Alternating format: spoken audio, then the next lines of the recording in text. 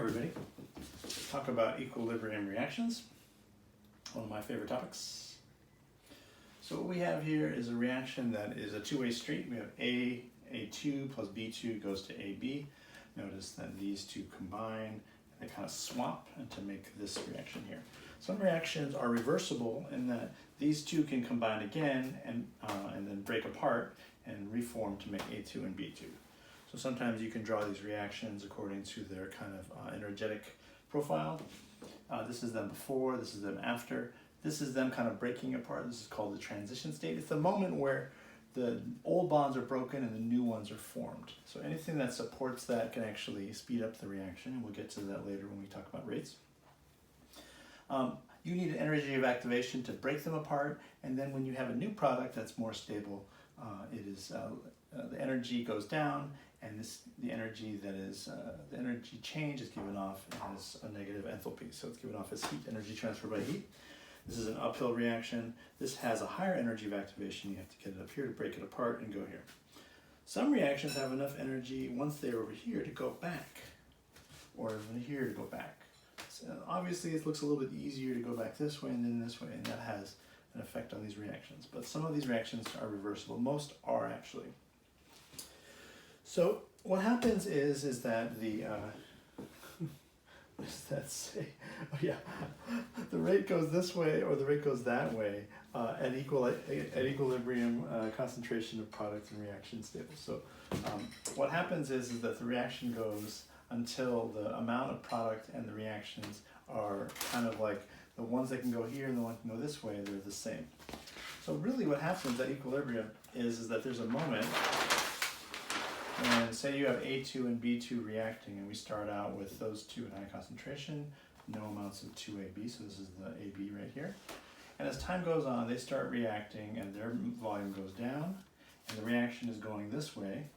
And then, check this out, there's a moment where the reaction stops, and the concentration of B and A stays about the same, and then the AB stays the same. Notice that all of this doesn't get eaten up. There's still some here.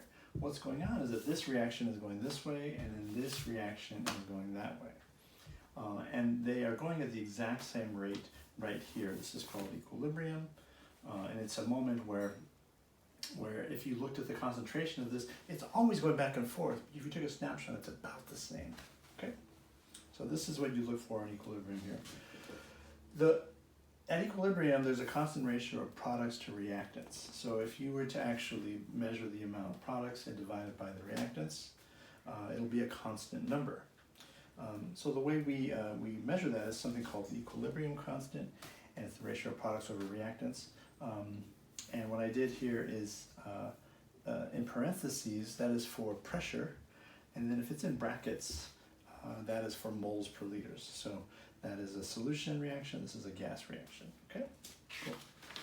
All right, so these are referred to as the partial pressures, and then these are the molar. All right.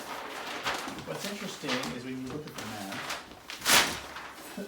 and you unstick this first, and you have A squared plus B squared plus 2AB, same reaction. The ratios, it's a little more complicated than that. What you do is you have the concentration. If there is a coefficient in front, it's raised to the same power, to the power of whatever that is. It would be the same thing as if you wrote AB and another AB, and that would kind of make sense because there's two of these ABs, but you just put the exponent in there over the product of the reactants, A squared and B squared. So these are the gaseous reactions. We're going to see later on, I'll remind you in a second, that when you make these equations, you only include in a gas reaction the gases, because if you have a lump of solid, you add a lump of solid, it doesn't really affect the equilibrium that much, or if you have liquid. We'll get to that a little bit later. If you have a reaction that's in solution, you have the concentration in moles per liter. These brackets are always mole per liter. Same relationship, put the two here, and then these guys are multiplied, okay? Cool. If you flip the reaction to go this way, it's just the reciprocal.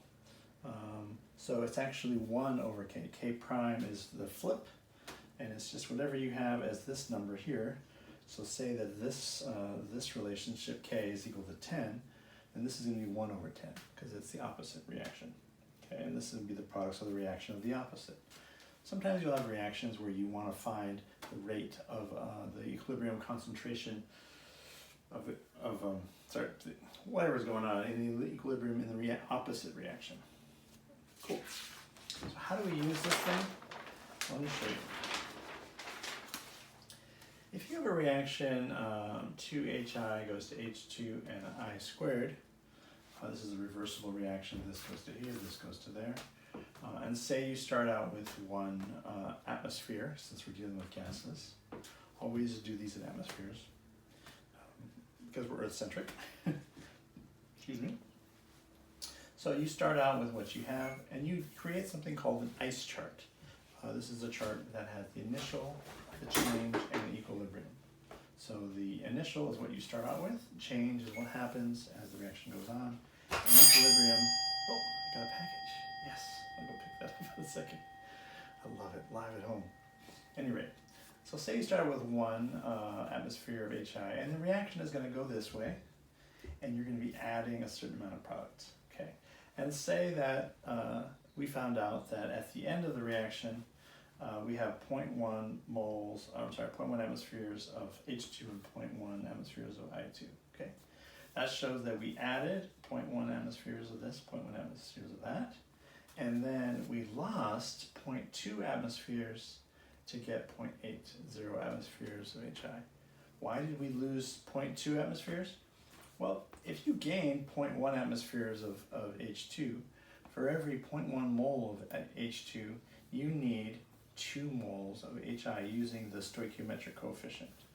So what you do is you just, you use the conversion factor and you figure out, okay, for every 0.1 moles of this, I need 0.2 moles of this because it's a 2-to-1 ratio, right? You can do the math or you can do it in your head, whatever works. Notice that at the end of the day, you have equilibrium concentration. This is what happens when the dust settles. To find your K, you just put in these amounts. Make sure you square it, put in the numbers, and you get something like this, 0.016.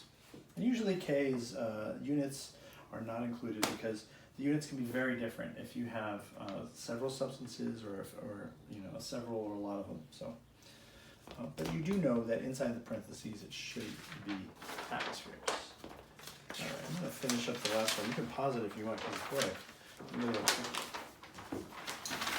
let me show you how to solve it if you don't have all that information. Sometimes it can get a little bit tricky solving these problems. So there's a whole bunch of different ways to do it. It's one of my favorite subjects, but I'll save that for later. If you want to take a look at the book, there's a few ways to solve these problems when given some variables. One of the common problems you'll run into is they'll give you a reaction, they'll give you a K, okay, and they say, well, we start with one atmosphere of each substance. How much, find the equilibrium concentration of products and reactants.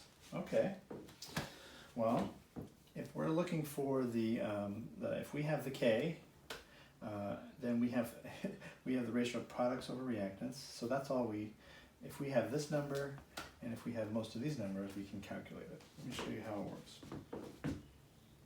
So they gave us 1 atmosphere of each of CO2 and H2O. Those two react, starting out with 0. So this is the initial. These ice charts are really useful. I really recommend you use them when solving these problems. And then the change in equilibrium. So we don't know what it is, so I put minus x. This is the answer, we'll get to that later. And then you have at the end 1 minus x. For H2O, 1 minus x. And it's minus x because there's only 1 to 1. If this is 1 to 2, it would be minus 2x, right? Okay, and then I'm gaining plus x over here because this is happening here, and then plus x because it's a 1 to 1 to 1 to 1. So I start out with this, and I'm gaining a little bit, so I end up with x amount at the end of each of these, and I'm losing 100 minus x of each of these, okay? I set up my K. I go K is equal to the ratio of products at equilibrium over the reactants at equilibrium. I put in the numbers XX, which is a great band, divided by 1.0 minus x over times 1.00 minus x. And then that equals to 0.64. Notice that this is this squared and this is this squared. So you just do the square root of both sides and you end up with the square root of 0.64, which is 0.80, and you have x over 1 minus x is equal to 0.80. Do some math magic, and you end up with 0.56 atmospheres. Cool, huh? So mathematically, we were able to figure it out.